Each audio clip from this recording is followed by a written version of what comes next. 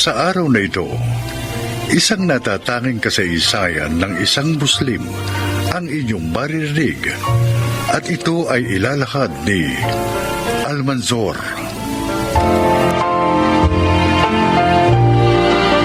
Isa lamang akong pangkaraniwang lalaki na marunong magmahal. Una kong minahal si Fatima, isang babaeng maganda, matalino at mataas ang pinag-aralan. Sa totoo lang, mas mataas ang estado niya sa buhay. Ngunit hindi yun naging hadlang para mapangasawa ko siya. Nagsumikap ako sa buhay at kinalaunan, naabot ko rin ang aking pangarap, ang maging isang abogado. Hanggang sa nakilala ko si Celine, isang babaeng taga Iloilo. Mabait siya at simpleng-simpleng babae lamang. Malayong malayo kay Fatima. Pero hindi ko yun pinansin dahil muling tumibok ang aking puso. Pakinggan po ninyo ang aking buhay.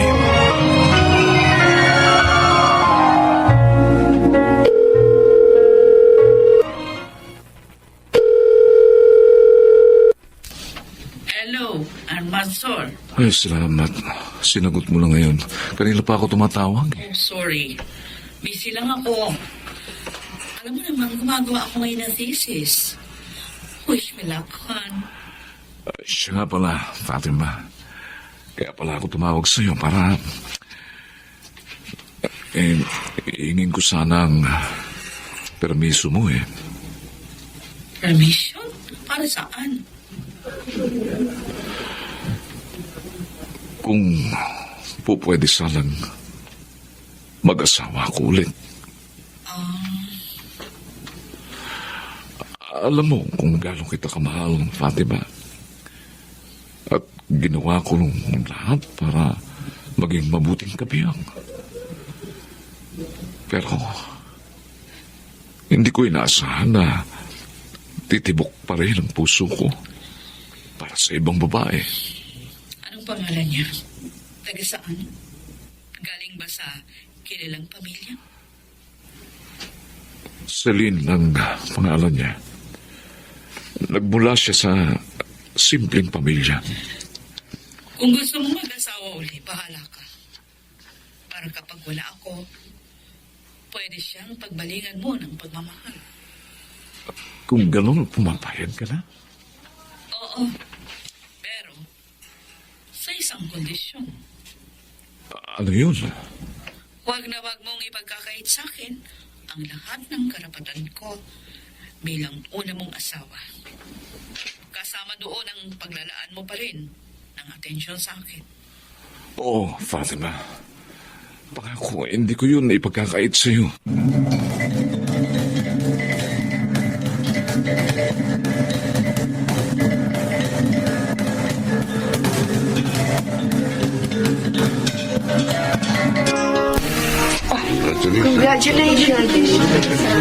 Congratulations, Almanzor, Celine.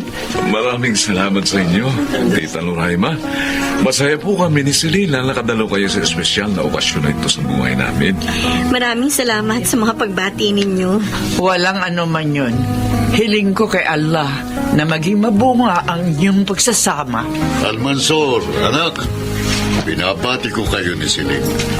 Naway maging masayang pagsasama niyong dalawa. Salamat po, Pa. Huwag po kayong mag-alala. Pinapangako ko sa inyo, magiging mabuting asawa po ako sa anak ninyo. Oo, Celine. Mahalin at alagaan mo yang si Almanzor. Ikaw ang pumuno ng lahat ng pagkukulang ni Fatima sa anak ko. Pa, hindi naman po nagkukulang sa akin si Fatima. Ginagawa pa rin naman niya ang ilang obligasyon niya sa akin kahit na nasa malayo siya. At saka nangako naman po siya sa akin na babalik na siya ng Pilipinas sa susunod na buwan. Isa din po si Fatima sa nag-asikaso ng walima, kahit nasa ibang bansa po siya. Nabalitaan ko nga na siyang kumuha ng designer ng mga damit natin. O, paano? Bigyan niyo ko ng maraming apo, ha? Pangako, Pa. Bibigyan namin kayo ng maraming apo para mas masaya ang pamilya.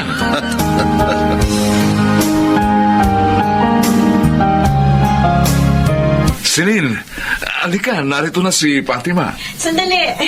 Ito na ako. Ikaw pala si Celine? Ibang-iba itsura mo sa pinadalang litrato sa akin ng asawa ko.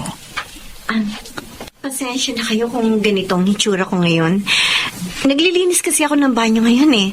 Pero mamaya magpapalit ako ng damit. Almanzor, nasaan yung maid nating si Tinay? Pinaalis na namin ni Almanzor yung kasambahay. Kasi kaya ko naman yung mga gawaing bahay. At saka, para makatipid na rin sa gastusin. Napaka-domesticated mo pala. Ha? Siya nga pala, Celine, dito na uli titira si Fatima for good. Tapos na kasi yung studies niya doon sa Malaysia. Ha? Ititira mo kaming dalawa? Sa iisang bahay? Ako pa rin, ang first wife. So, tulad mo, I have the right na tumira dito. Hindi ko naman inaalis sa iyo ang karapatang yan. Pero, Huwag kang mag-alala, ha? Makakasundo mo si Fatima. Hindi siya typical na babaeng Muslim. At saka malawak naman ang pangunawa niya. Dear, hinaantok na ako. Saan ba yung kwarto natin? Sandali lang, Fatima. Celine. sige, aayusin ko yung guest room. Para yun ang magiging kwarto niya. Anong guest room? Hindi ako matutulog doon. Sa master's bedroom ako matutulog kasama si Almanzor. Anong sabi mo? Doon ako sa master bedroom Kung gusto mo, natutulog ikaw ang matulog doon sa guest room. And, for your information, mas may karapatan akong matulog sa master's bedroom kasi ako ang unang asawa. Huwag na kayong magtalo. Kung gusto ninyong matulog pareho sa master's bedroom, okay lang sa akin yun. Magsama kayo ron. Doon na lang ako sa guest room. Ano yun? Dapat tayong dalawa magkasama sa kwarto. Hindi ang second wife mo. Sige na.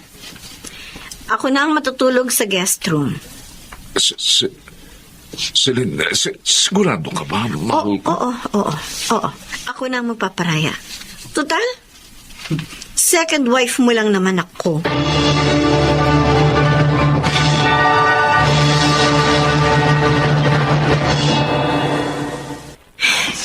Kakainis yung Fatimang yan.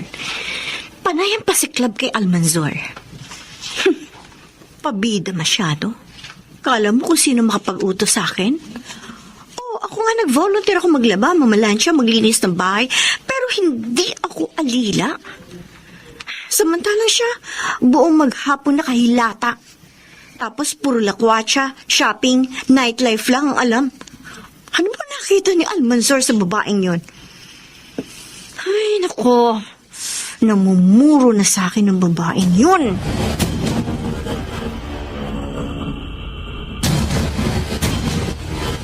Oh, honey. Tamang-tama pagbaba mo. Oh. Nakahanda na yung pagkain para sa'yo. Ay, naku. Nagluto din ako ng pagkain mo. Celine, Fatima, salamat. Nag-abala pa kayo sa makakain ko. Sisipag talaga ng mga asawa ko. Alam kong namimiss mo yung luto ko, kaya pinagluto kita ng paborito mo. Ay, ganun ba? Teka, wag mo sabihin sa akin na beef rendang yung niluto mo. Beef rendang nga ang niluto ko. Hindi na niluto ko eh. Oo, ang hilig mo palang manggaya. Excuse me, hindi kita ginaya. Baka ikaw pa nang gaya sa akin. Sandali, huwag kayong mag-away. Sige. Kakainin kong lahat ng niluto ninyo. Ali kayo, maupo na kayo. Saluhan niyo ko. Matikman nga itong niluto mo. Bakit ganito? Ang alat naman ng beef rendang mo. Celine, ganyan talaga ang gawa ng mga maranaw. Ay, tama lang naman ang alat nito. Sakto sa panlasa ko. Patikim nga rin ng beef rendang mo. Oh, ang tabang naman. Hindi matabang yan, ah. Kurang sa alat at tanghang. Ay, naku, sigurado ako. Hindi yan magugustuhan ni Teka muna, Fatima. Nahalata ko na nanadya ka na sa akin, ah. Bakit porket ikaw ang unang asawa, magmamagaling ka na? Huh? Wala ka nang ginawa kundi magpasikat kay Almanzor? Ako? Nagmamagaling? Nagpapasikat? Excuse me, Celine. Not my time. Tigilan niyo na nga yan, ha? Para rendang lang, nagtatalo na kayo. Halika na, kumain na tayo. Anyway, honey, nag-prepare pala ako ng biryani rice. Perfect yan para sa rendang. Oh, itabi mo na yan. Hindi yan masarap. Teka nga, sumusobra ka na, Fatima. Ano ba gusto mo, ha? Away? Ha? Tama na, tumigil kayong dalawa. Pwede ba? Piste. Napipiko na ako sa inyo eh. Kung gusto niyo magpatayan, doon kayo sa bundok. Huwag dito. Para kayong mga walang pinag-aralan. Kaya na nga kayo. Wala na ako nagkanang kumain.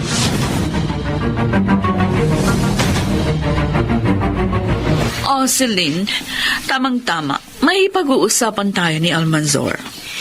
Tungkol naman saan ang pag-uusapan natin? Since dalawa tayong asawa niya at pareho tayo naghahanap ng panahon na makasama siya, pag-usapan natin kung paano ang paghahatian nating dalawa. Naisip ko yun para matigil na yung mga away at pasiklaban natin sa isa't isa dahil nag-aagawan tayo sa oras niya.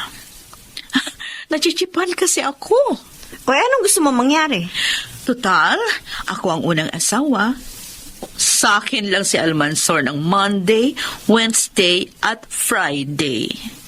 As in, sa tabi ko siya matutulog. At ako lang ang mag-aasikaso, hahalik, yayakap. Basta lahat ng ginagawa ng isang asawa sa kanyang kabiyak. Anyway, ikaw, makakasama mo si Alma ng Tuesday, Thursday at Saturday. Don't worry, iyong-iyo lang siya sa mga araw na iyon. At hindi ako makikialam sa anumang gusto niyong gawin sa mga araw na iyon. Pero siyempre, ganun ka rin sa akin kapag araw ko naman. Huwag kang makikialam sa amin ni Alman kahit anong gustuhin namin gawin. Okay ba sa'yo yun? Wala akong problema doon. So, deal. Madali ka rin palang kausap, Celine. Paano sa araw ng linggo? Pagsasaluhan ka naming dalawa ni Celine. Okay ba sa'yo yan?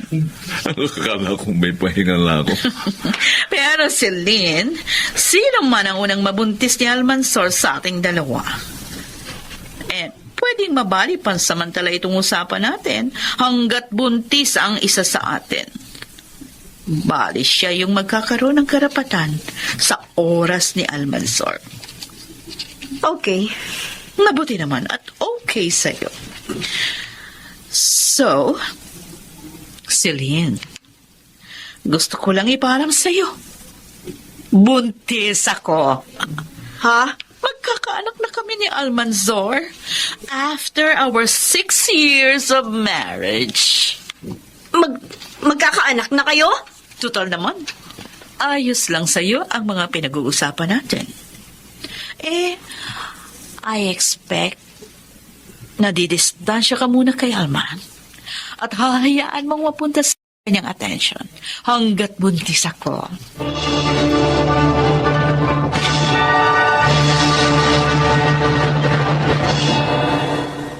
Congratulations, Mr. and Mrs. Ahadas. Here's your baby son, Jikirom Ahadas. Oh, thank you, Doc. Almanzor, look. Ang cute naman ng anak natin. Kamukhang-kamukha mo. Oo nga. Ang cute-cute niya. Hindi ba, Celine? Oo. Congratulations sa inyong dalawa. At malusog ang anak ninyo. Thank you, Celine. Ikaw ang nagdala sa akin sa ospital at nag-alaga habang wala si Almanzor. Sobra kong na-appreciate ang efforts mo. Hindi ko na alam kung kakayanin ko pa ang ganitong setup natin. Anong ibig mo sabihin? Kahit naligal mo akong asawa, para akong kirida na namamalimos ng pag-ibig at atensyon sa'yo. Nagtatampo ka ba sa akin dahil nabibigyan ko ng mas matinding atensyon sina Fatima at Jiki? Naiintindihan ko naman na mas kailangan ni Fatima ang atensyon mo dahil sa sitwasyon niya ngayon. Pero Almanzor, kailangan din naman kita eh. Celine. Kailangan ko din maramdaman ang pagmamahal mo. Kailangan ko din makita sa iyo yung pag-aalala mo sa akin. Gusto kong maramdaman na nag-i-exist pa rin ako sa buhay mo. Patawarin mo ako, Celine, kung hindi kita nabibigyan ng masyadong atensyon. Pero ipinangangako ko sa iyo na simula ngayong araw, hahatiin ko na sa inyong dalawa ang aking atensyon. Sino ba sa amin ni Fatima ang mas mahal mo? Pareho ko kayong mahal. Hindi ako naniniwala. Isa lang ang kayang mahalin ng puso. Kung mahal mo kaming pareho, sigurado isa sa amin ang mas nananaig sa puso mo. Ngayon sabihin mo sa akin, sino sa amin ang mas mahal mo? Ako o siya? Mamili ka na sa amin. Wala akong pipiliin sa inyong dalawa. Kung ayaw mo mamili sa amin ni Fatima, sige. Ako na lang ang magpaparaya. Baka umalis na lang ako sa buhay mo. At, hindi. Hindi, Celine. Ayokong umalis ka. Mahal na mahal kita. Mansoor! Celine, pakiusap. Huwag mo kong iiwan. Mahalaga ka sa buhay ko dahil mahal na mahal kita. Alam ko, naninibago ko pa rin sa ating sitwasyon. Pero ginagawa ko naman ang lahat.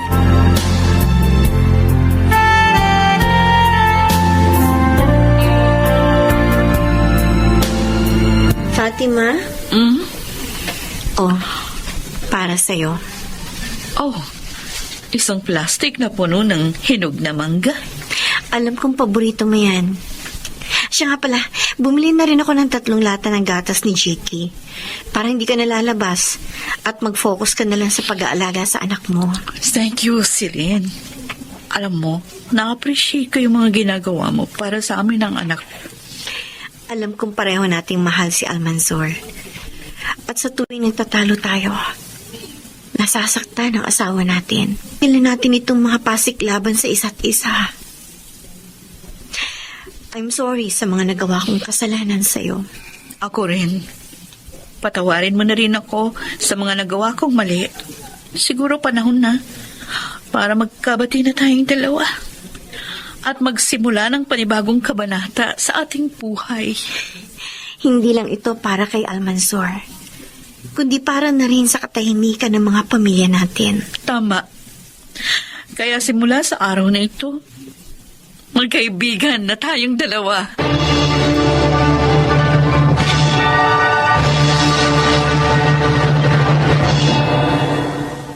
Ibinili ko ng sariling bahay sa Celine na malapit din sa unang bahay para maiwasan na ang hindi pagkakaunawaan sa aking pamilya.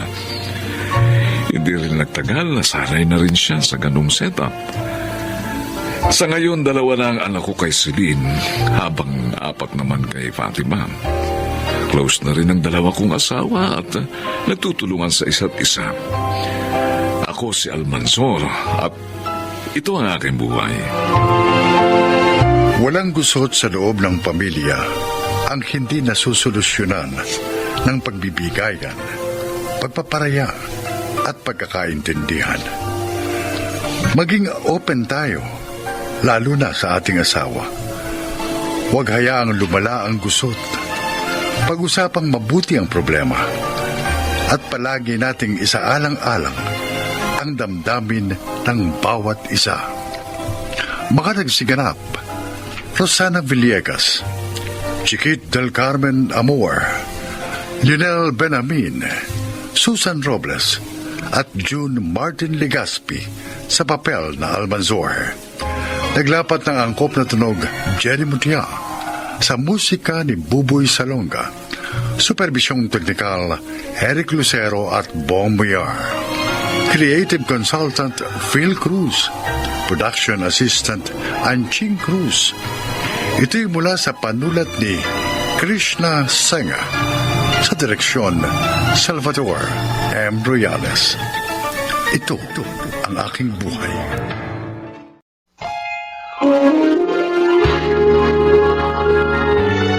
Kauna-unahan sa Pilipinas.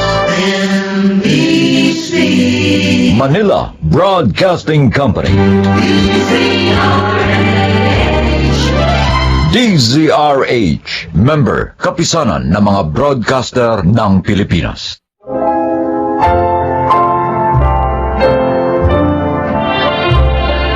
Magandang araw po mga kaibigan.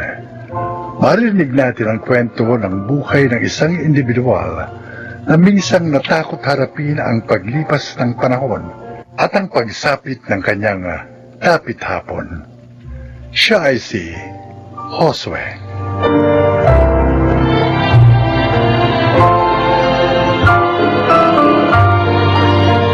Tatlo kaming magkakaibigan sa aming barangay. Ako, si Mando, at si Honesto. Lumaki kami magkakasama at tumanda ring magkakasama. Akala namin, habang buhay lang ganon ang aming kalagayan.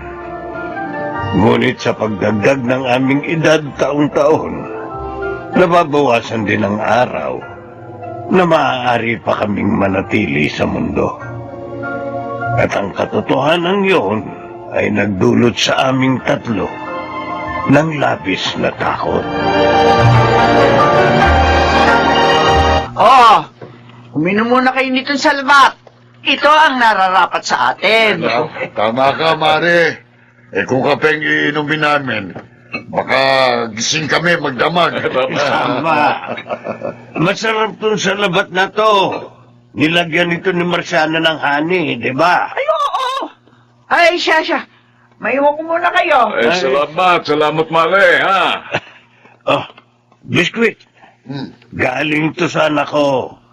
Imported daw to, kaya masarap. Tikman niyo. Aba, naku, mukha ngang masarap, Josue, ha? Kaya lang, kaya pa kaya yan ang ipin ko. Malambot lang ito. Tikman mo muna kasi. Ay, teka. Nabalitaan niyo na ba yung nangyari kay Ador? O, yan din sana ang ikukwento ko. Naunahan mo lang ako, eh. Inatake, di ba? Oo. Maayos pa naman daw yun. Wala namang dinaramdam. Maliban sa parang tumutusok-tusok sa dibdib, kaya nagpadala sa anak niya sa ospital. Ay, kaya lang, pagdating sa ospital, bigla na lang daw nangisay. Ay, naku. Atake na pala yun sa puso. Ganun lang kabilis, pare. Uy, hindi naman yun manginginom, hindi ba? Oo, walang bisyo yun. Siguro, dumating na tayo sa panahon. Kailangan na nating maging handa anumang oras. Ay, maging hanggang mamatay. 60 anyos pa lang tayo. Ang sabihin mo, 60 anyos na tayo. Mapalad na tayong nabiyayaan tayo ng 6 na dekada dito sa mundo. May iba na 40 anyos pa lang eh. Binabawian na ng buhay. Ayoko, wala pa akong apo. Ayoko pang mawala. Magdiriwang pa kami ng asawa ko ng golden anniversary namin. Kaya dapat umabot pa ako ng 80. Oo, Swe. Kalabisan na naman yata yan. Bakit? Kung maaari nga umabot tayo ng 100 taon mas mainam sana.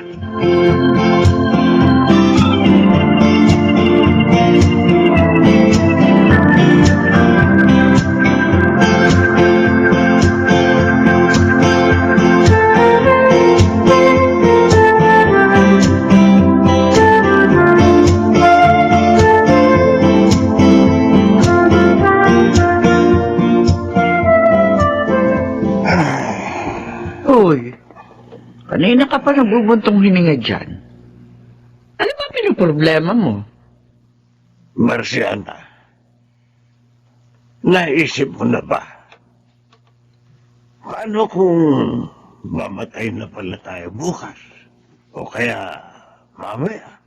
Taong to, bakit na naman iisipin yan? Walang sino man sa atin na makakahula kung kailan tayo kukunin ng Diyos. 6 na dekada na tayo sa mundo. Pero pakiramdam ko, napakarami pa nating hindi nagagawa. Hindi nararanasan. May panahon pa tayo. Kaya kung may gusto kang gawin, maaari mo pang gawin. Paano kung bigla na lang sa ating bawiin ang ipinahiram na buhay ng Diyos? Wala naman tayo magagawa. Natatakot ako, Marciana. Josue, ano ka ba? Natatakot akong mamatay.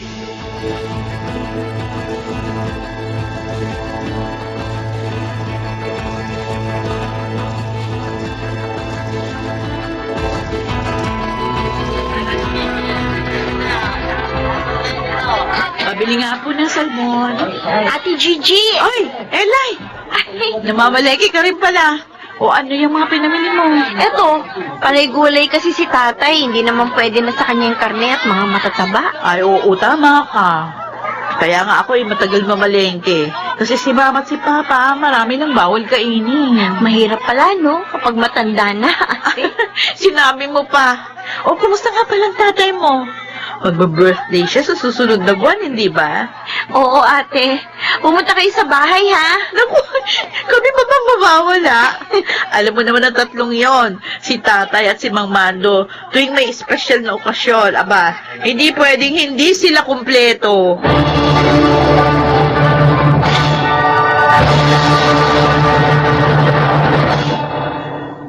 Dapat sana kumakanta tayo ngayon sa videoke. Ba't naman bigla mo na lang kaming iniwan, Onesto? 61 na sana siya ngayon. Uy, Mang Mando, Ah, Mang Josue. Elay, nakikiramay kami. Salamat po sa pagpunta ninyo. Elay, ano ba nangyari? Ang nabalitaan ko, tumaas ang presyon ng dugo niya, kaya pabalik-balik sa klinika. Oo nga po. Minomonitor nga namin yung presyon ng dugo niya kasi madalas siyang mahilo. Ganon. Akala namin madadala ng maintenance niyang gamot. Wala rin po. Naku, Inatake pa rin siya. ay naku. Siguro oras niya na rin po talaga. Kahit gustuhin man namin madugtuan pa ang buhay niya. Wala na kami magagawa. Tatagan ninyo ang loob ninyo, Elay. Ang nanay mo, Ayun po, panayang iyak. Pero naririto naman po yung mga kapatid ko. Kaya alam ko po, mapapanatag din si nanay. mula ngayon, kaming dalawa na lang ni Mando ang magkasama. Oswe, Sino kaya ang susunod sa...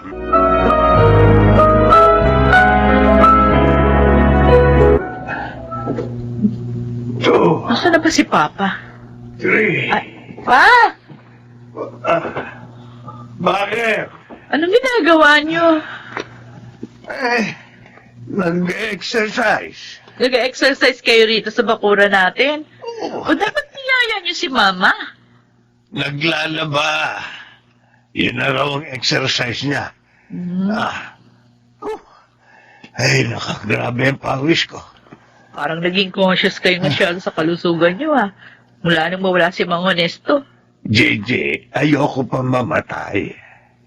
Malulungkot ang mama mo kapag nawala ako. Huwag kayong mag-alala. Alam ko mahaba pang buhay niyo. Dahil bibigyan kayo ng Diyos ng mahabang buhay. Kasi mabuti kayong tao.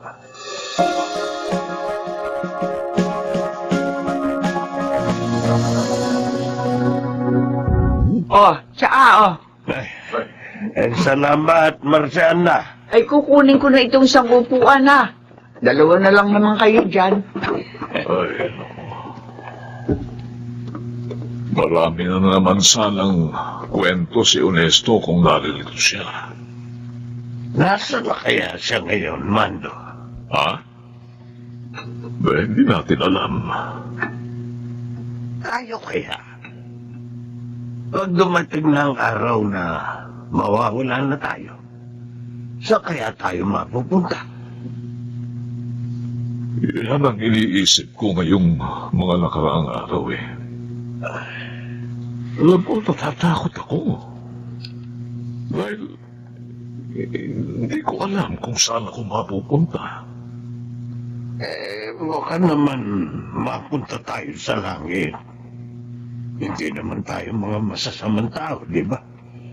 Buong buhay natin, inalay natin para pagsilbihan ng ating pamilya. Ikaw, pinagsilbihan mo ng mahabang panahon ng ating bayan bilang isang pulis. Tama ka. Ginugol natin ang buong buhay natin para magsikap. Makapagpundar para sa ating mga sarili at sa ating pamilya. Nag-iipon tayo ng pera. Bumili ng lupa, ng bahay. Pero lahat ng yun, hindi naman natin madadala kapag tayo'y namatay na. Parang nawawalan na ng saysay ang lahat kapag namamatay ang isang tao. Ang katawan natin na ginamit natin para maitaguyod ang ating mga pamilya at matupad ang ating mga pangarap, ilalagay lang sa isang mahabang kahon o kaya sa isang maliit na lalagyan ng amo. Ay, kaya dapat. Siguro habang nabubuhay tayo, gawin na nating makabuluhan ang bawat araw. Dahil kapag binawi na ang ating buhay, wala na. Tapos na. Magiging ala-ala na lamang tayo.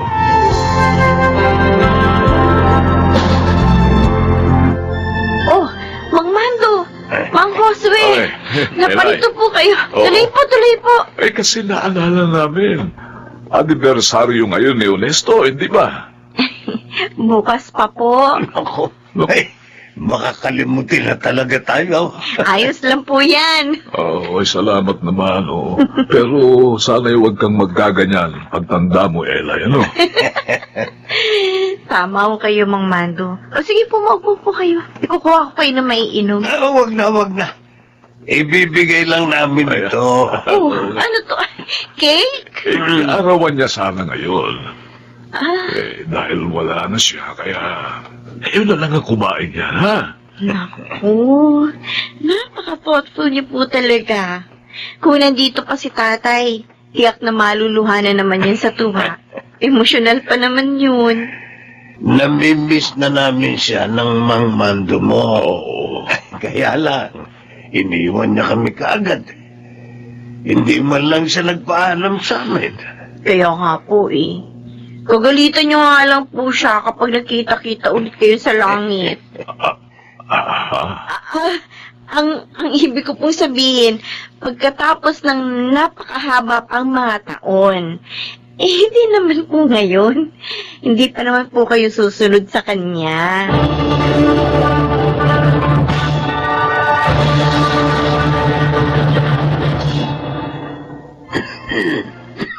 Akala ko lamay na rin ang pupuntahan ko. Walang yaka. Akala ko pa nag-iingat ka. Eh, bakit ikaw naman itong na-ospital? Pneumonia raw. Buti nga, naagapan. Naku, magpe-face mask ako. Ikaw ngayon magpagaling ka nga. Huwag mo kong uunahan. Alam mo naman kapag nawala ka, mag-isa na lang ako. Mando, akala ko nga mamamatay na ako. Naghahabili na ako sa mga anak ko nung isang araw. Naku, Takot ako. Akala ko, hindi na ako gagaling. Mabuti at bumuti na ang pakiramdam ko. huwag mo kang isipin yun. Ay, magdiriwang pa kayo ng golden anniversary nyo ni Marciana. Ha? Sana nga, Oo. sana nga humaba pa ang ating buhay.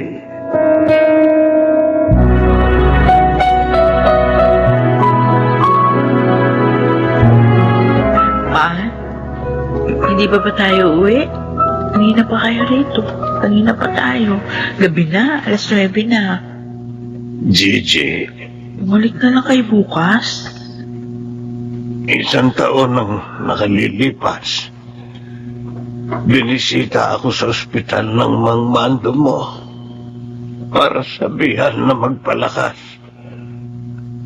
Sinong mag-aakala ngayon? Mawawala na rin siya. Mag-isa na lang ako. Magkasama na sila ni Ernesto ngayon. Talagang ganyan ang buhay pa. Natatakot akong mamatay. Pero masakit naman ang maiwan dito sa mundo ng mga taong mahalaga sa iyo. Pa, naririto pa naman kami. Wala kayong magagawa kundi magpatuloy kahit na masakit at malungkot. Ipagpasalamat na lang natin na kayo. Naririto pa. Malakas at malusog. Mando, paalam na muna. Babalik ako bukas. Kung papunta ka na kay Ernesto, kumusta mo na lang ako sa kanya. Nawala man kayo na maaga, mananatili naman kayo dito sa puso ko, aking mga kaibigan.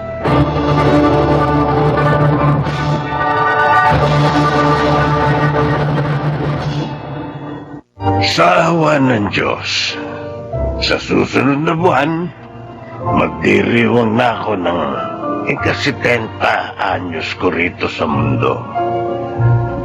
Ganun pa man, hindi na gaya ng dati ang aking araw-araw na buhay. Nabawasan na ang saya dahil wala na ang aking mga matalik na kaibigan. Ang napagtanto ko lamang ay totoo ngang lahat. Tayo ay mamamatay. Mas mainam kung mas maging magaan ang loob nating tanggapin ang katotohanan ito. Sa ganitong paraan, mas magagawa natin ang ating mga gustong gawin habang naririto pa tayo at mas mabibigyan natin ng halaga ang bawat araw na ibinibigay sa atin para mabuhay. Ako si Josue at ito ang aking buhay. Ang buhay ng tao, kasing ikli lang daw ng kitling o kwit na nagdurugtong sa taon ng ating kapanganakan at sa taon ng ating kamatayan. Kaya habang tayo ay nabubuhay, let us live life to the fullest. Mga nagsiganap, Phil Cruz, June Ligaspe, Rosana Villegas, Chiquit del Carmen Amor, Susan Robles, at Lionel Benamin sa papel na Josue. Naglapat ng angkop na tunog Jerry Mutia. Sa musika, Buboy Salonga. Supervisyong teknikal, Eric Lucero at Bong Villar. Creative Consultant, Phil Cruz. Production Assistant, Anching Cruz. Ito'y mula sa panulat ni Rita Lapano. Sa direksyon, June Martin Ligaspi at Maynard Landicho Jr. Ito ang aking buhay.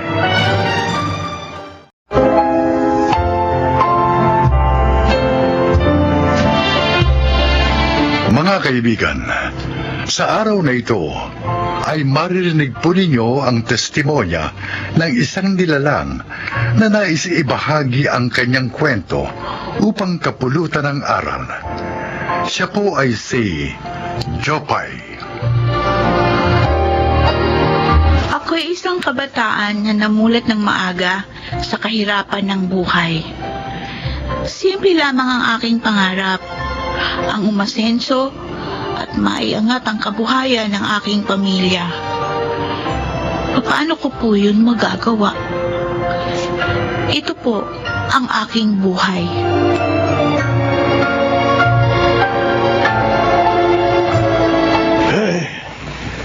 Sa wakas, naibenta rin natin yung mga uling sa palengke. Beruin mo, 2 bundok at 3 ilog ang tinawid natin para lamang makarating dito sa kabayanan. Tay, nagugutom na po ako. Ay, sige. Tara't pumunta tayo dun sa kalapit na bakery para bumili ng makakain. Tara. Oh, ayan. Tingnan mo, anong tinapay ang gusto mong kainin? Ito pong ensaymada. Ali, isang ensaymada. At saka isa rin nito, ano? Tsaka 2 soft drinks. Sige po, sandali lang. Ate, pabili rin po. Ang 2 po nitong pandikoko. Ay, saan nang punta mo? Bakit nakasuot ka ng ganyan? Papasok ako sa school. School? Oh, Ano po ginagawa niya dun? nag-aaral. Bakit kailangan mong mag-aral? Sabi ni Mama, kailangan daw mag-aral para matupad ko yung mga pangarap ko. Ganun ba yun? Ikaw, nag-aaral ka ba? Hindi. Japay. Ito na yung ensaymada at soft drinks mo. At tara, kailangan na tayo sa ating sityo bago pa lumubog ang araw. Sige po, Tay.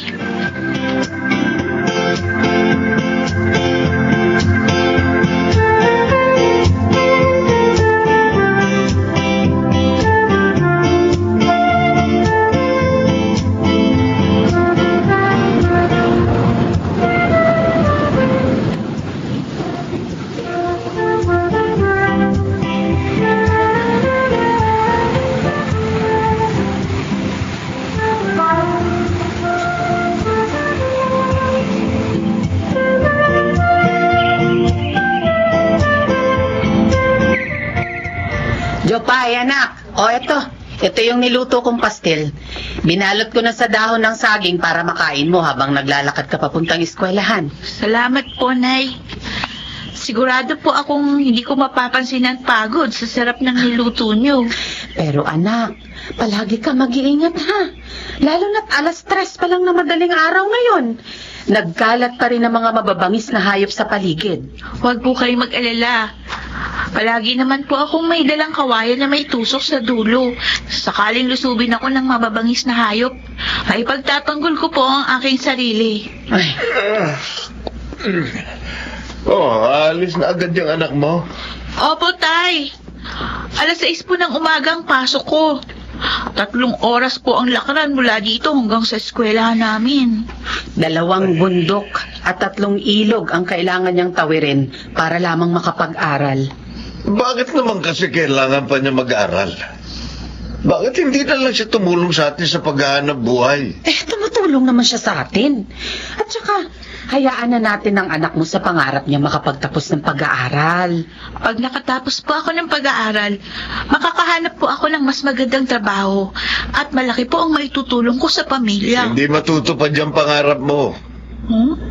Sa lugar natin, ni isa, walang nakatapos ng pag-aaral. Ang importante lang, marunong ka magtrabaho at dumiskarte. Mabubuhay ka na. O, siya. Sige na, Jopay. Umalis ka na. Baka mahuli ka pa sa pagpasok. Sige po, Nay. Tay, aalis na po ako.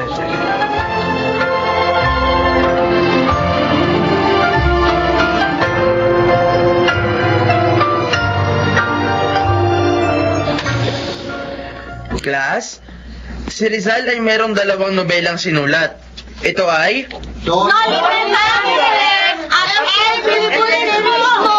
Tama kayo.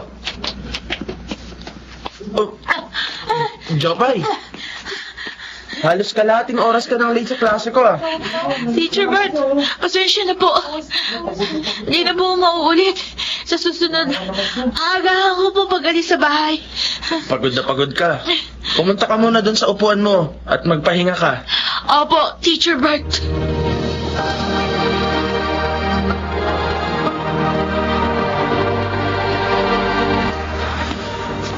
Oh, Jopay, bakit hindi ka pa nagre-recess? Wala ka bang baon? Nakain ko na po yung baon ko habang naglalakad papasok sa eskwelahan kanina. Nabalitaan ko nga na 2 bundok at 3 ilog ang tinatawid mo kada araw makarating lang dito. Alam mo, Jopay, natutuwa ako sa'yo. Kasi kahit mahirap makapunta dito, tinitiis mo para makapag-aral ka. Ay siya nga pala, dinalang kita ng pagkain. Mas magandang may laman ng sikmura para madali mong matutunan ng lessons natin. Salamat po. Ipagpatuloy mo lang ang pagsusumikap mo makatapos ng pag-aaral. Balang araw, maaabot mo rin ang mga pangarap mo.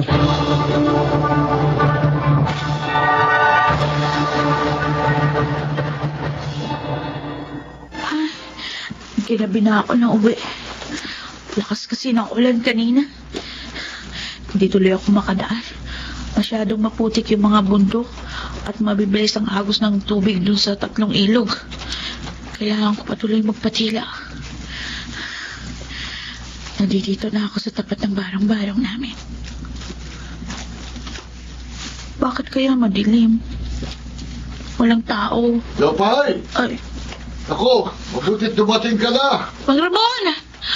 Alam niyo po ba kung nasaan sina Inay at Itay? Yun nga sasabihin ko sa'yo ngayon. Ang nanay mo, natagpuan ng tatay mo na nakahandusay sa loob ng bahay nyo. Ha? Ayun, kasama sina kumparing Ingo at Manoy. Dadalhin nilang nanay mo sa ospital sa Kabayanan. Ano po? Oo. Ay, Diyos ko! Ang inay!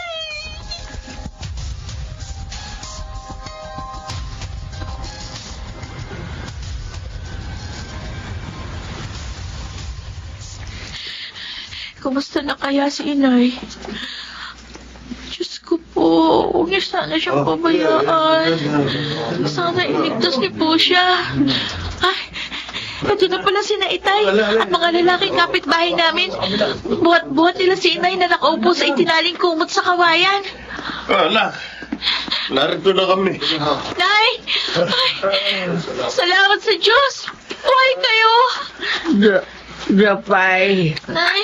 anak, Hirap ang nanay mo na makapagsalita bukod sa paralisado ang kanang paa niya dahil sa stroke. Ganun po ba? Mga kasama, tulungan niyo akong ibabasa at paupuin dito sa upuang kawayan. Alalayan niyo lang. Ayan. huwag kang mag-alala, anak. Ay, Gagaling din ako.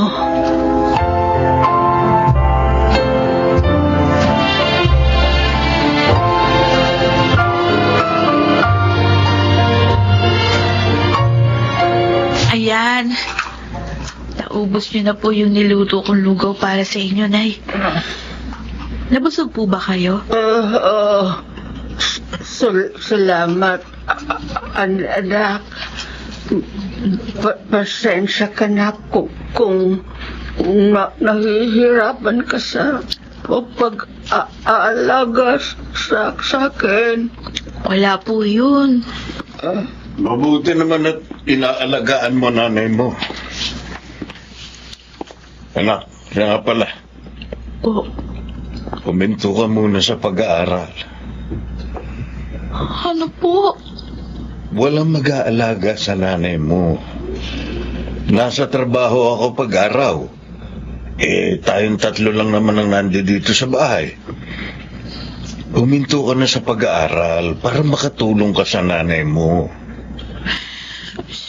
Sige po. Bukas pupunta ako ng eskwelahan para magpaalam kay Teacher Bert.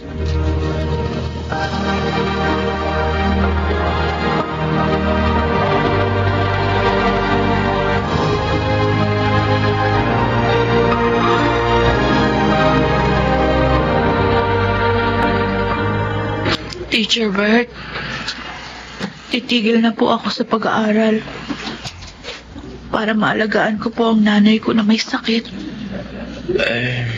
Ganun ba? Opo. Nakakalungkot naman, Jopay. Nakakapanghinayang. Dahil ikaw ang pinakamatalino sa buong klase. Pero naiintindihan ko kung bakit gusto mong huminto sa pag-aaral. Maraming salamat po. Dahil naging mabuti po kayo sa akin. Mamimiss ko po kayo, Teacher Bert. Ako rin, Jopay. Mamimiss din kita. Kung mapagdesisyonan mong bumalik ulit sa pag-aaral, lumapit ka lang sa akin. Tatanggapin kita ulit sa klase ko.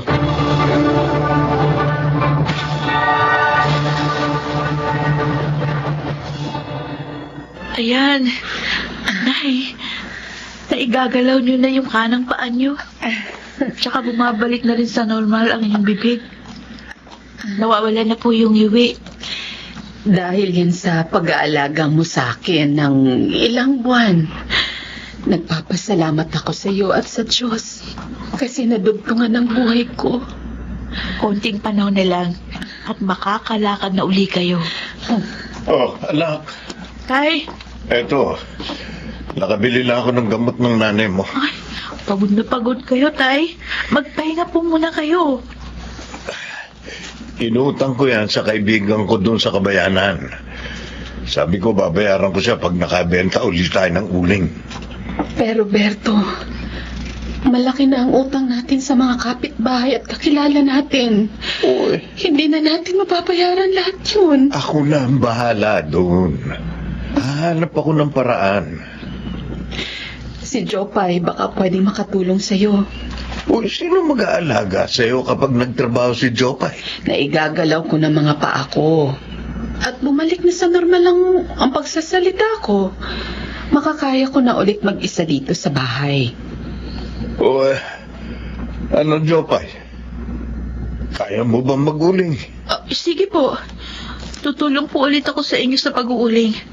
Pero susubukan ko rin po maghanap ng trabaho sa Kabayanan para medyo malaki po yung sasahurin ko. Ano naman trabaho ang papasukin mo kung sakali? Kasambahay po.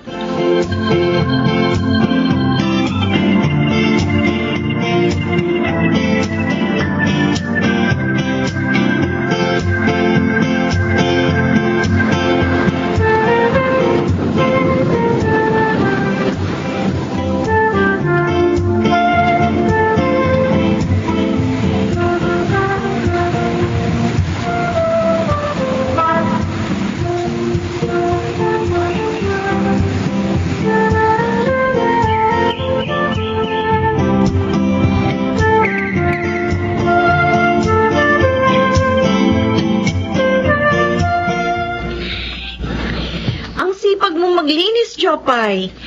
Maayos at pulido din ang gawa mo. Gusto ko yan. Salamat po, Ma'am Gina. Anyway, eto palang sahod mo para sa buwang ito. Ay, Ma'am. Sobra po yung pasahod niyo sa akin. Talagang sinobrahan ko na. Tutal, masipag ka naman at mapagkakatiwalaan. At saka para makatulong na rin yan sa pamilya mo. Maraming salamat po. Malaking tulong po ito sa amin.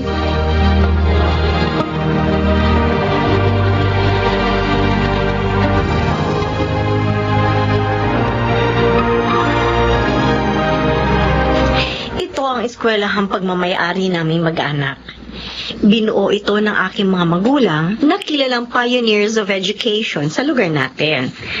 Anyway, we offer basic education from kinder to junior high school. But last year, nag-open na rin kami for senior high school. Ang laki po ng school ninyo, Ma'am Gina. At maraming mga estudyante. Buti pa po sila. Nag-aaral. Gusto mo bang bumalik ulit sa pag-aaral? Opo. Pangarap ko pong makapagtapos ng pag-aaral para makahanap po ako ng magandang trabaho at umasenso ang buhay ng aming pamilya. Alam mo, Jopay, sa 7 buwan mong pagsisilbi sa akin, tinuring na kitang parang tunay na anak. Handa kong suportahan ang mga pangarap mo. Talaga po, Ma'am Gina? Oo, pag-aaralin kita hanggang sa makatapos ka ng kolehiyo. Basta ipangako mo lang sa akin na mag-aaral ka mabuti at hindi mo sasayangin ang opportunity na ibibigay ko sa'yo. Opo, opo. Pangako po, hindi ko po sasayangin ang mga pagkakataong ibibigay niyo sa akin. Maraming salamat po.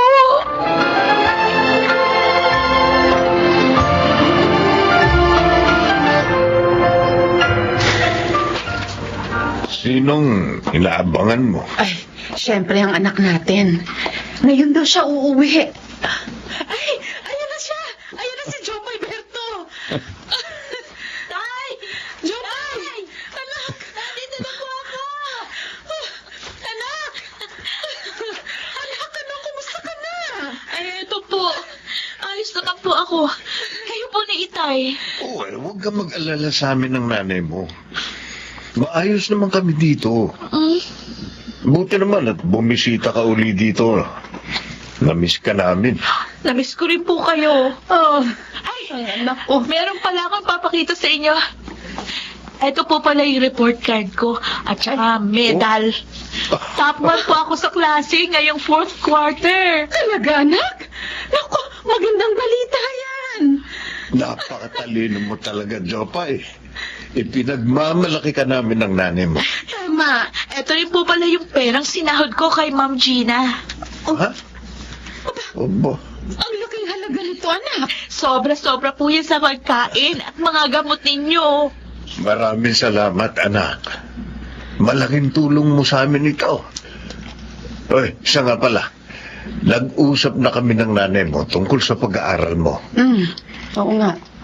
Ibinibigay ko na sa iyo ang buong suporta ko. Pasensyahan mo na rin ako kung hindi kita sinuportahan dati. Basta kung kailangan mong tulong, nandito lang kami ng nanay mo, ha? Lumapit ka lang sa amin. Opo, Itay. Salamat po sa inyo ni Inay. Pangako, isasama ko po kayo sa pag-asenso ko. Balang araw.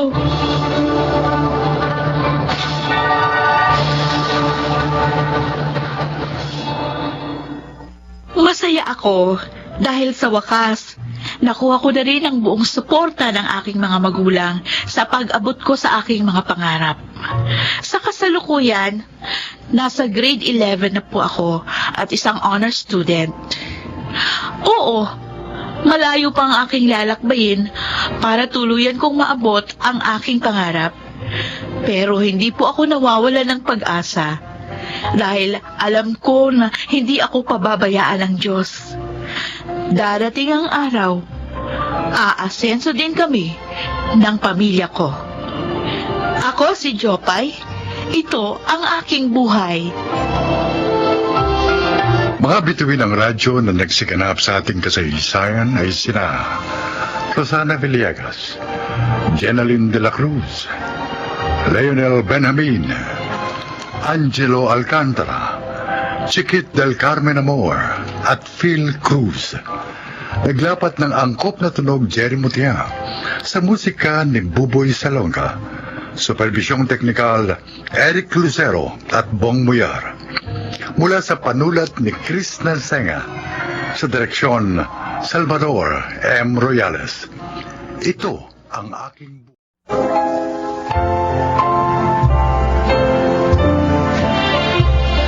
mga kaibigan, sa araw na ito ay maririnig po ninyo ang testimonya ng isang nilalang na nais ibahagi ang kanyang kwento upang kapulutan ng aral. Siya po ay si Crispin. Magandang hapon po sa inyong lahat. Maraming pagsubok ang dumaan sa aking buhay. Subalit sinikap ko pong malampasan yun dahil batid kong yun ay bahagi ng pagharap sa mundong magulo at mapalakso. Naglipa na sa ating lipunan ang mga bagay na tila mahirap paglabanan kung kaya tayo'y natutukso upang gumawa ng pagkakamali at kasalanan. Pakinggan po ninyo ang aking kasaysayan na hari namang kapulutan ng isang magandang aral sa buhay.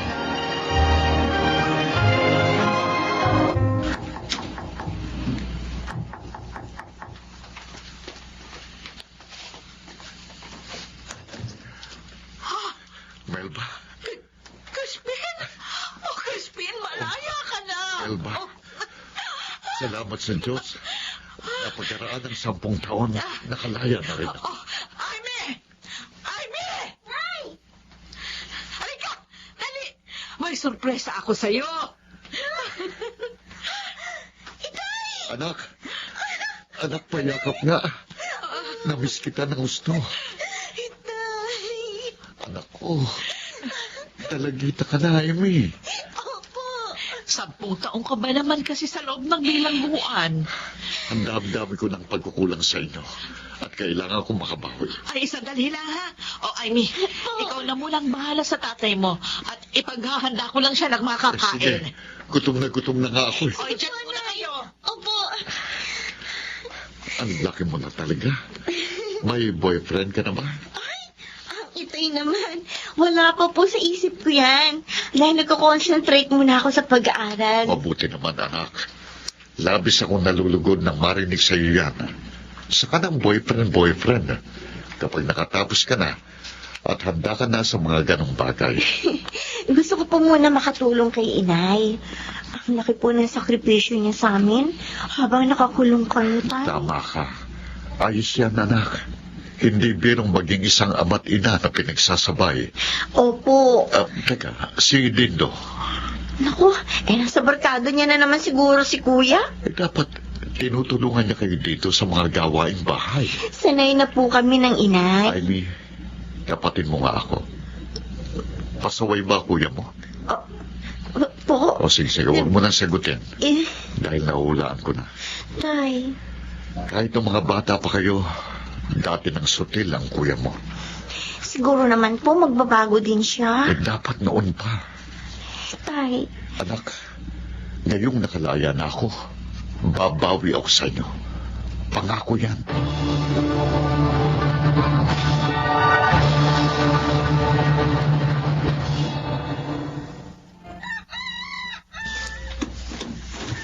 Oh, anak.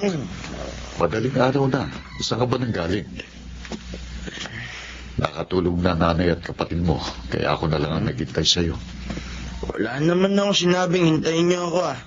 Sara niyo na nga yan. Hanggang ngayon ba, hindi pa rin nawawalang hinanatin mo sa akin? Bakit? Madali bang kalimutan na ang aking ama ay naging masama? Dindo. Hindi naman kayo makakapagkaila eh. Dahil yan, kalalabas nyo lang sa piitan. Dahil sumama kayo sa grupo nyong akyat bahay gang. Dala ng matinding pangailangan natin. Hindi kami masaya na ipinapakain nyo sa amin araw-araw ay galing sa pagnanakaw. Nagkataong kapit sa patalim lang ako, anak. Kapit sa patalim? O sadyang dati nyo nang gawain ng mga barkada nyo yan? Dito, Wala kaming kamalay-malay na ang bawat kanin at ulam na aming isinusubo ay galing pala sa inyong pagnanakaw. huwag mong isumbat sa akin lahat ng yan. Dahil kayo man ay nakinabang. Mas mabuti pang hindi na lang kami nag-aral ni Amy kaysa naman binabato ng mga tao sa amin ang masama niyong gawain. Masama na kung masama. Napilitan lang akong gawin ang mga bagay na labag sa aking kalooban dahil sa pag-intindi ko sa inyong pamilya ko. At kung ikaw ang nasa kalagayan ko, saka mo lang siguro maiintindihan ang ginawa ko.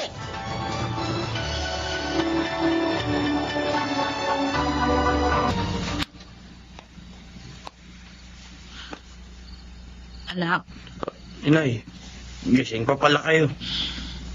makikiusap lang sana ako sa'yo. Huwag mo nang paulit-ulit na sinusumbatan ng itay mo. Ipagtatanggol na naman ninyo. Naaawa na ako sa kanya. Nay, naaawa kayo sa isang taong masama. Huwag mong kalilimutan. Siya pa rin ang inyong ama. Pues, gusto kong malaman ninyong ikinahihiya ko sa maging isang ama. Lapastangan! Sabihin pa man natin minsan siyang naging masama. Bakit? Wala na ba dyan sa puso mo at kalooban ang pagpapatawad sa isang amang nagkamali at nagkasala? Ha? Hanggang kailan mo dadalhin ang matinding galit at buot sa dibdib mo, ha? Hanggang kailan? Hanggang ako'y nabubuhay! Di na! Magbalik ka rito! Kinakausap pa kita! Huwag mo akong tatalikuran! Dito!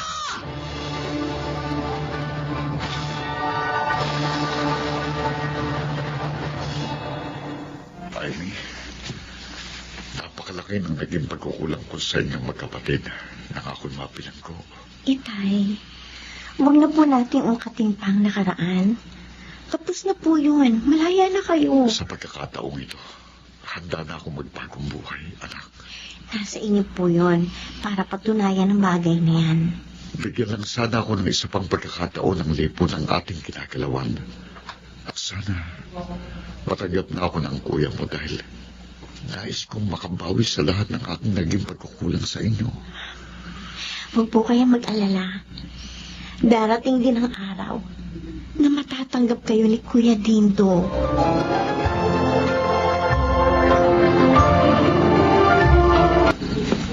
Crispin, bakit hindi ka pa magpahinga? Iniisip mo pa rin ang anak nating si Dindo? Melba, anong pwede kong gawin para mawala ang tindi ng galit at hinanakit niya sa akin? Bigyan mo na lang siya ng pagkakataon na makapag-isip-isip. Mahal ko kayong pamilya ko. At kung meron man lang sa inyong nagdaramdam sa akin, hindi na ako mapalagay. Nauunawaan kita. Gusto kong maayos ang gusot naming dalawa ng anak kong si Dindo.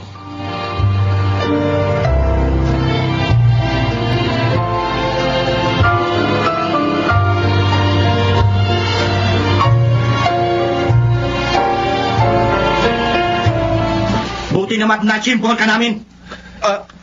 Hindi mo na matatakasan ang atraso mo sa amin. Teka lang. Magbabayad naman ako ng utang ko sa inyo eh.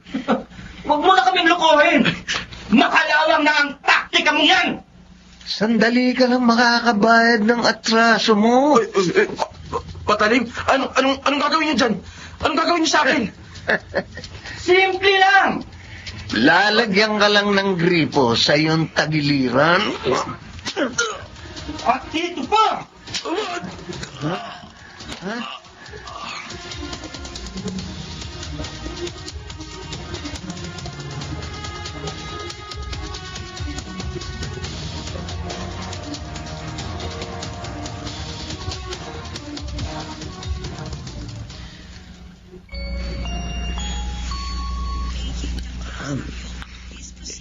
Inay, Anak, narito ka sa ospital.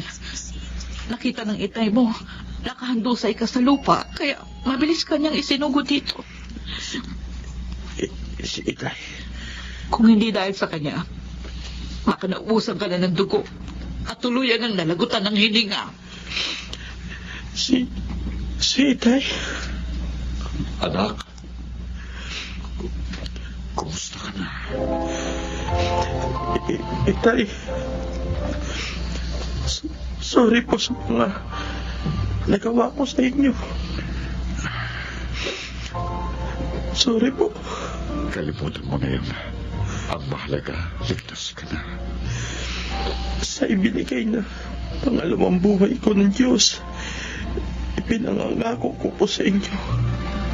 Hindi ko na po ito sasayangin. Anak, sisikapin ko pong maging karapat-dapat na anak para sa inyo.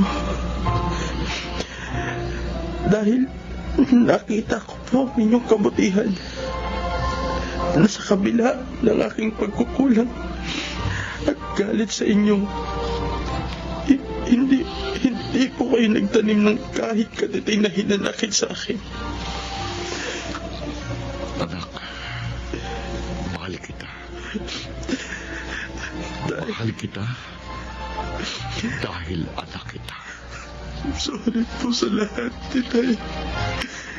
Sorry po talaga.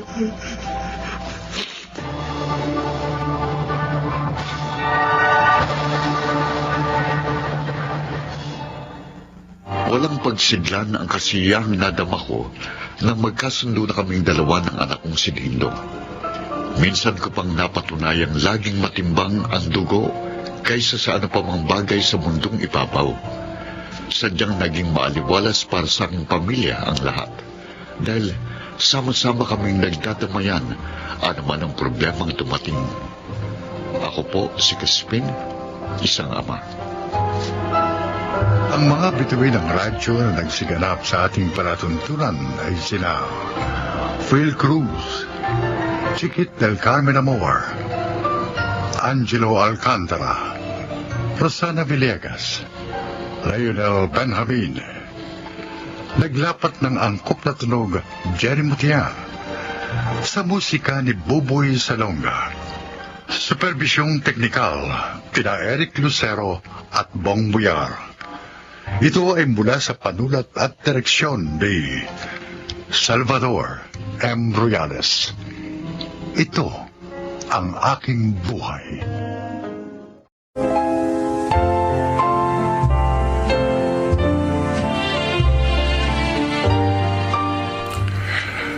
Magandang araw na muli mga giliw naming tagapakinig.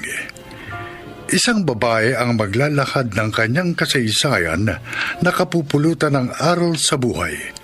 Siya si Ditas. Ako po ay naninirahan dito sa Project 4, Quezon City. 19 anyos ako nung una ako maging yaya. Ang trabahong ito ang itinulong ko kay inay at sa aking mga kapatid. Pakinggan po ninyo ang aking paglalahad.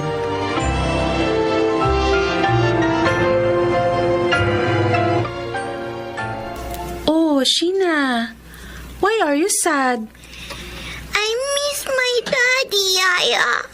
Kahit lagi kanyang sinisigawan at hindi pinapansin, miss mo pa rin siya? Yes, Yaya. Oh. Because I love him. Oh, don't cry na. 3 days lang naman siya sa Cebu eh. Kaya makikita mo na siya sa Makalawa. Alam ko na, mabuti pa. Let's play na lang. Gusto mo yung Barbie mong paglaruan natin? No, I don't like. And Ano ako dun eh. mag-internet na lang kaya tayo. Maraming games doon, mga educational games pa. No, I don't like. Alam ko na. Mag-hide and seek na lang tayo. Ako ang taya, ha? Tapos, hahanapin kita. Ano, gusto mo?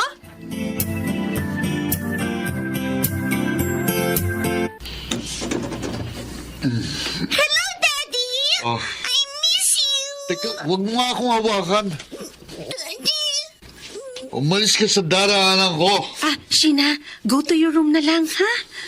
Yes, Yaya. O, sige na, sige na. Your daddy is tired. Nakainom pa. Sige na, bukas mo na lang siya kausapin. Opo. See po, Daddy. Buti naman, pinalis mo na ang batang yun. Ayos din ang pagkakakuha sa'yo ni Daddy para maging yaya ng visit na sa sine.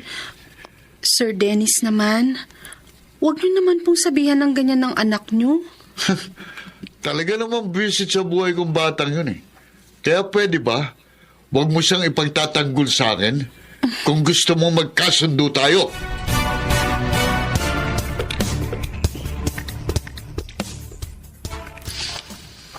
Ditas, Sir, bakit narito ka pa sa terasa? Tulog na ba si Sheena? opo Sir Rafael. Tulog na po si Sheena. Nagpapahangin lang po ako dito. Nagpapahangin o may problema ka? Sir, Ditas, huwag ka nang mahiya, ha? Sabihin mo, baka makatulong ako. Alam mo, sa ilang buwan na pagtatrabaho mo rito, napalapit ka na sa akin, Ian. Dahil na rin sa mahusay mong pag-aalaga sa aking apo. Kaya sige na, sabihin mo na ang problema mo. huwag po sana kayong magagalit sa itatanong ko. Bakit nakagagalit pa? Ano ba yon? Bakit po ganon si Sir Dennis? Bakit kung tratuhin niya si Sheena, parang hindi niya mahal? Hindi niya pinapansin ang paglalambing ng bata. At kung pansinin man niya, para lang sigawan at paalisin sa harap niya. Bakit po ganon, Sir Rafael? Anak po ba talaga ni Sir Dennis si Sheena? Talagang nakakainis po ang anak na yun ni Sir Rafael, Nay. Ang sungit. Kabaliktaran siya ng daddy niya. Siguro, gwapo siya. Bakit niyo naman po nasabi yun? Abay, dahil mula nang pumasok ka doon, wala kang sinabing pangit ang anak ni Don Rafael. Gwapo nga po siya. Sayang nakagwapuhan dahil masama naman ang ugali niya. Masungit. Hindi mapagmahal sa anak. Baka naman may dahilan. Kaya siya nagkakaganon sa anak. Kahit ano pa pong dahilan yon, hindi pa rin tama na maging malupit siya sa sarili niyang anak. Wala namang kasalanan si Sheena sa nangyari. Dapat payuhan siya ng kanyang ama. Pinapayuhan po siya, Nay. Ayaw lang niyang makinig.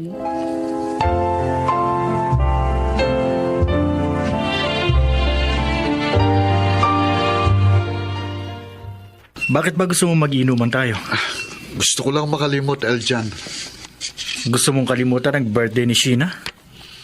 Birthday niya ngayon, di ba? Oo.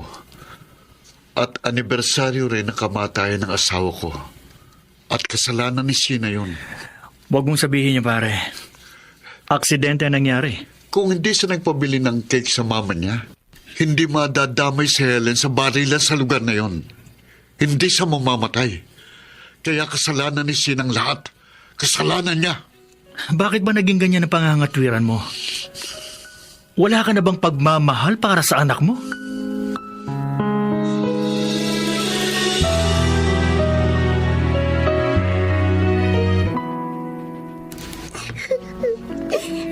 Apo, Tana. Ha?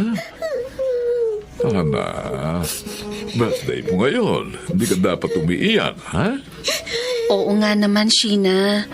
Dapat happy ka ngayon. Kasi po, hindi na naman umatay ng birthday ko si Daddy. Galit pa rin siya sa akin dahil sa nangyari kay Mommy. Apo, kasi... Hindi na po ba ako love ulit ni Daddy ko, Lolo? Yaya?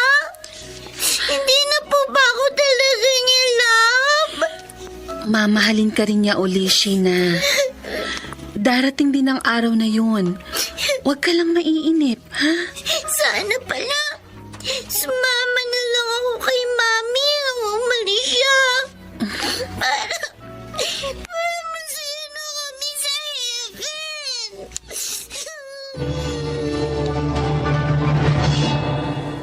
Hindi ka ikaw mo makakauwi ngayon, anak? Abay, bakit? Sobrang lungkot po kasi ng alaga ko, Nay. O, hindi ba birthday niya kahapon? Opo. Kaso, hindi na naman po umattend ang daddy niya. Kaya hanggang ngayon, napakalungkot pa rin po ng alaga ko. Kaya po, gusto kong aliwin. Ay, kawawa naman pala siya. O siya, sige anak. Umuwi ka na lang pag maayos na siya, ha? O kaya, ipasyal mo siya rito bukas. Para naman matuwa siya.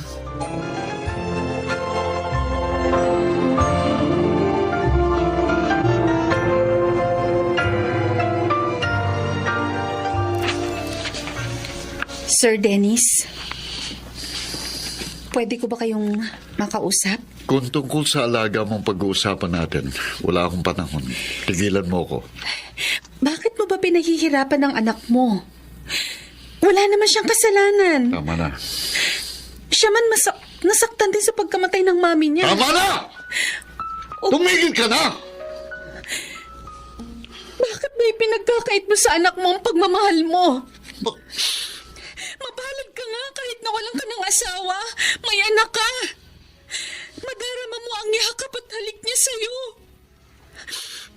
Samantalang ako, alam mo ba kahit mag-asawa ako, hindi ako magkakaroon ng anak kailanman. Huh? Dahil sa pagkakaroon ko ng sakit sa matris. Kaya kahit gustuin ko, hindi na ako magkakaroon ng anak. Titas?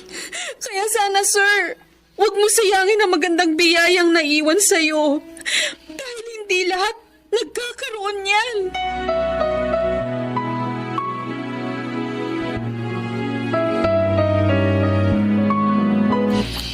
Gusto mong umalis na kina Don Rafael, anak? Opo, Nay. Pero bakit? Ikaw na rin ang siyang nagsabi. Malaki ang pinasusweldo sa'yo ni Don Rafael at Mabait siya. Totoo po yun. Kaya lang, hindi ko na po matagalan eh. Hindi ko kaya ang ginagawa ni Sir Dennis sa kanyang anak. Sobra po ako naapektuhan. Oo, pero kawawa naman si Sheena pag umalis ka. Bago po ako umalis, sisiguraduhin ko na may kapalit na ako para hindi po siya gaanong malungkot.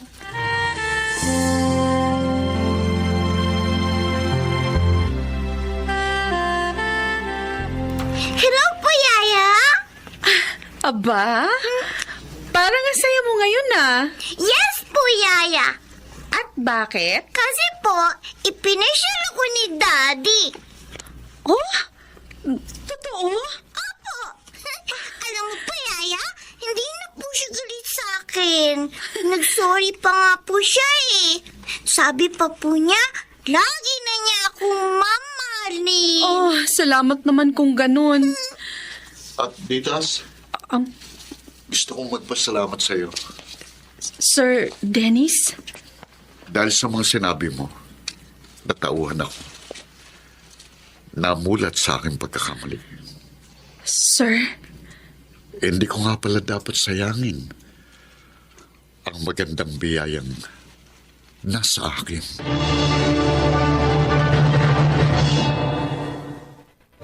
Naging napakasaya ko rin ang sandaling yun dahil napamahal na sa akin ng aking alaga.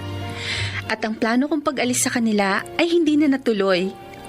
Dahil ngayon, 2 na silang inaalagaan ko ng kanyang daddy.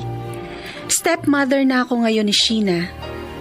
Sana po ay inyong naibigan at kinapulutan ng aral ang aking inilahad.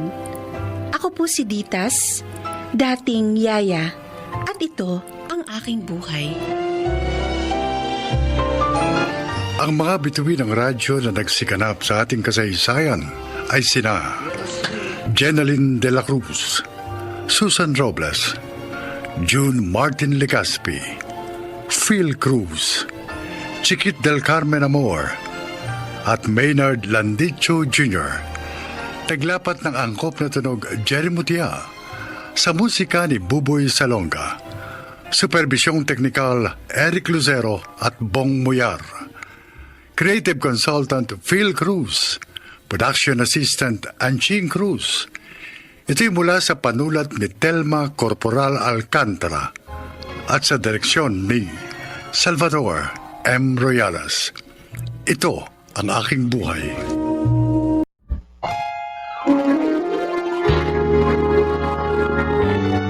Kauna-unahan sa Pilipinas. Manila Broadcasting Company. DZRH, member, kapisanan ng mga broadcaster ng Pilipinas.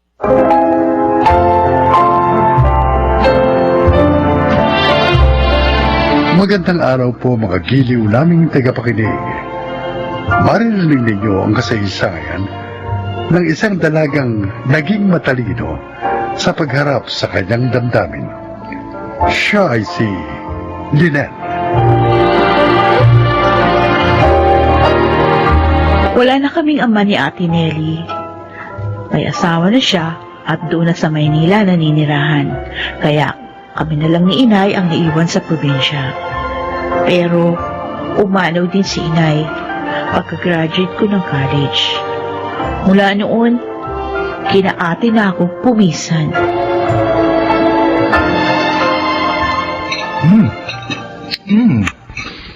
Sarap pala mag-bake ng cake ni Lynette. Totoo, Kuya Leandro? Oo, sabi. O kita mo naman hanggang ngayon. Yan, makain pa rin ako.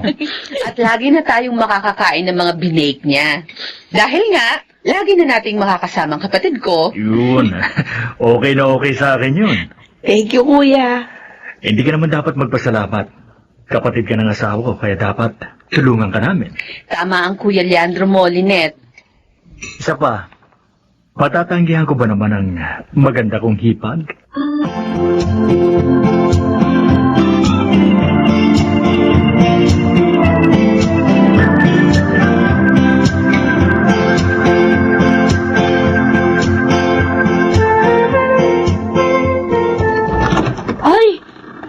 dumating ka na pala. Uy. Kumusta ang maganda kong hipag? Okay lang. Tinutulungan ko si ate sa mga gawaing bahay dito. Ganun ba? Kasi sa makalawa pa naman yung umpisa ko sa office na papasukin ko. At dahil dyan, may pasalubong ako sa'yo. Huh? Eto. Wow! Chocolates! Uy, kuya, mamahaling yun, no? Okay lang yun. May pera naman ako eh. Ay, thank you. Lynette. Huh? 3 ang chocolates na yan. Oh, Ibig sabihin, ginawa kong 3 para may makain ka ng paulit-ulit. ating gabi na. Pero, di pa rin ako dalawin ng antok. Kahit na ayaw kong isipin, pilit na pumapasok sa isip ko si Kuya Leandro. Ay, bakit mo ganito? Parang sobra akong attracted sa kagapuan niya. At lalo ako nahuhulog sa kanya. Dahil ang sweet-sweet niya sa akin. Pero, mali ito. Dahil asawa siya ni Ate Aleli.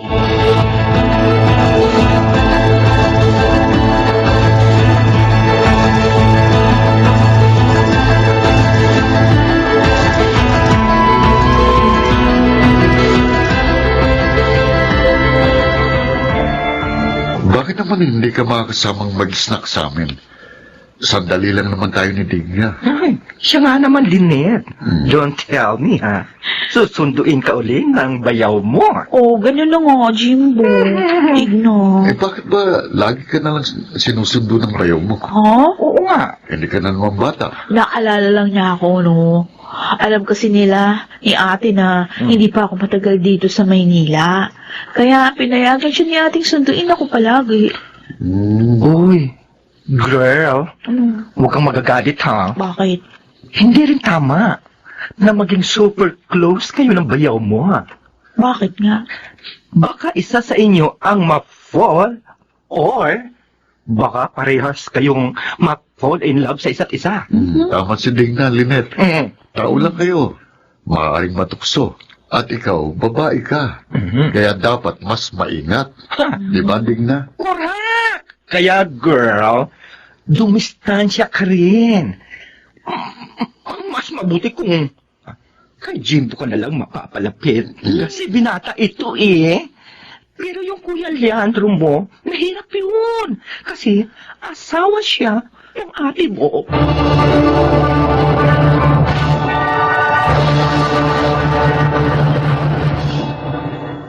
Lynette, natagalan ka yatang lumabas. Oo, kuya, pasensya na ha. Kinausap pa kasi ko nung ibang office mate ko eh. Nasaan yung kotse mo? Nandun sa kabilang side itong building. Oo. Marami kasi nakapark dito. Punta na lang natin. Okay, sige. Halika na. Teka, kuya. Yung bewang ko, huwag mo ko hawakan. Ha? Baka mamaya kung anong isipin ng mga makakakita. Lalo na yung mga office mate ko. Asawa ka pa naman ng kapatid ko. Tatawid lang kasi tayo kaya... Kaya ko pa, Kuya Leandro. Kahit di mo ko hawakan.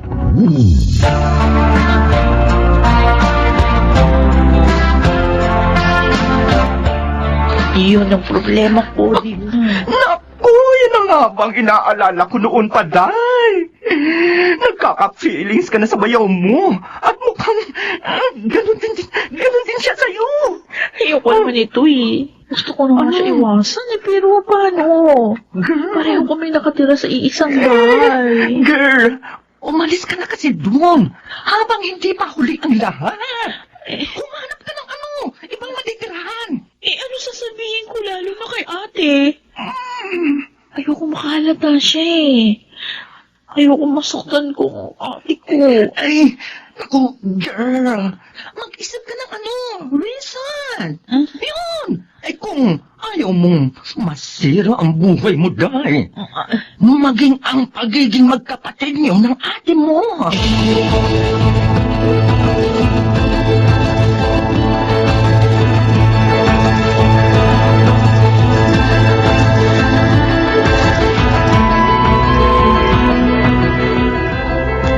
Ay, oo, sige, Lynette. Ay, naku! Yun lang pala eh. Maraming salamat po, Tita Laura. Mabuti nga yun nang may makasama ako dito. Ano, hindi ako gaano malungkot. Nalulungkot po pala kayo dito, tita.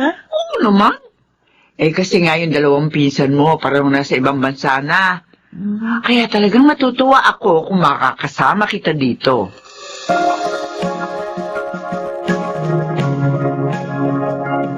Uy, ano bang meron? Bakit ang daming pagkain natin ngayon? Parang despedida raw ito ni Lynette. Ha? Despedida? Bakit, Lynette? Mag-abroad ka ba? Ay, hindi, kuya. Lilipat na ako sa bahay ni na tita namin. Si Tita Laura. Bakit? Kasi kinausap niya ako na doon na tumuloy sa kanya. Para naman may kasama siya.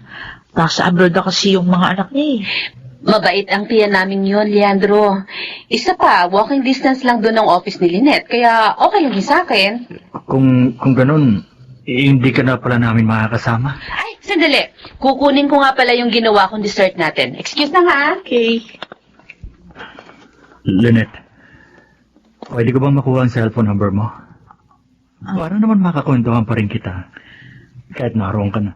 Ay, ako, sorry kuya. Pasensya ka na. Huh? Pero mas mabuti kung kay Ate Aleli ka makikipagkwentuhan. Siya yung may karapatan sa panahon mo.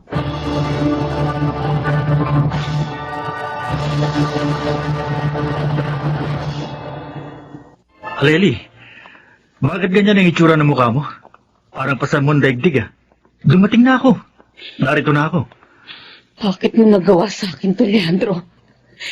Nagtapat naman ako sa'yo. Pinagsilbihan kita. Teka, ano na naman bang drama yan, Aleli? Hindi ka na makakapagkaila sa akin. Nakita ko kayo kanina ng babae mo. Pumasok kayo sa motel. Ha? Nung unang nang babae ka, pinatawad kita. Ngayon inulit mo na naman. Ang sumamot sa ka. Aleli, I'm sorry. Pagod na ako sa pag-unawa sa'yo. Pagod na ako.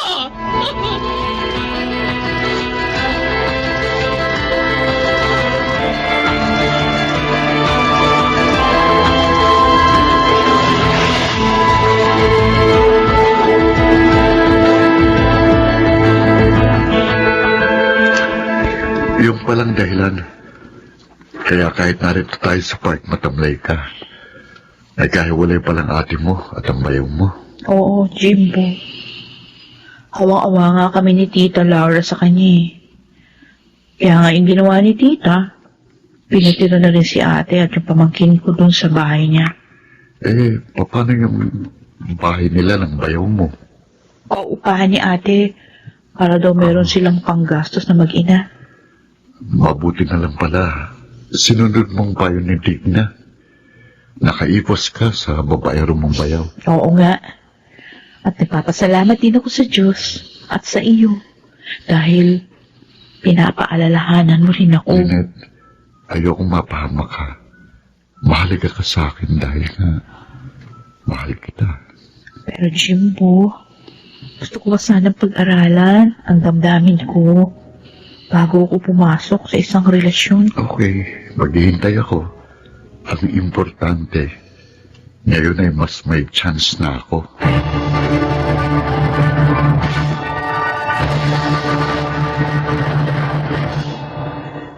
Nagbunga rin ang paghihintay ni Jimbo. Dahil ngayon, kasal na kami. Ako po si Lynette at ito ang aking buhay. Mapagtatagumpayan ang tukso kung ang tao ay magiging matatag at matalino. Mga nagsiganap: Jeneline de la Cruz, Susan Robles, Maynard Landicho, Phil Cruz, Jonel Benamin at Rosana Villegas sa papel na Lynette. Naglapat ng angkop na tunog Jerry Mutia. Sa musika, Buboy Salonga. Supervisyong Technical, Eric Lucero at Bong Muyar. Creative Consultant, Phil Cruz. Production Assistant, Anching Cruz. Ito'y mula sa panulat ni Telma Corporal Alcantara. Sa direksyon, June Martin Ligaspi at Maynard Landicho Jr. Ito ang aking buhay.